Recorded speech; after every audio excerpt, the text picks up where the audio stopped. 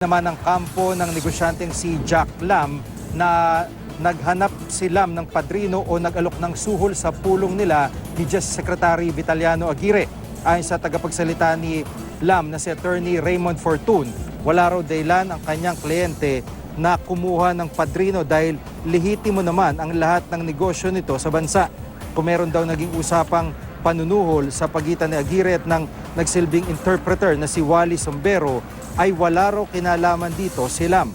Dagdag pa ni Attorney Fortun, inirekomenda lamang si Sombero kay Lam.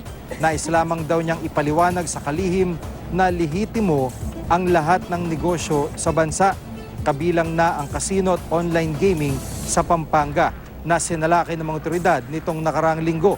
Abot sa 1,000 Chinese national na nagpapatakbo ng umano'y illegal na gambling operation ang inaresto sa naturang operasyon.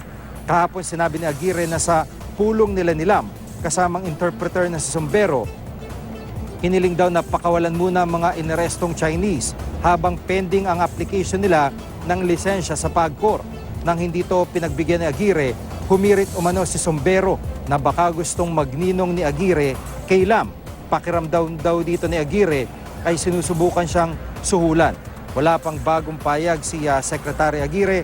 Pinag-aaralan naman ang kampo ni Lam kung magsasagawa sila ng legal na hakbang laban kay Sombero. Having the necessary licenses and permits, Mr. Lam has no reason to bribe anyone, much less the Justice Secretary in connection with the arrest of several Chinese nationals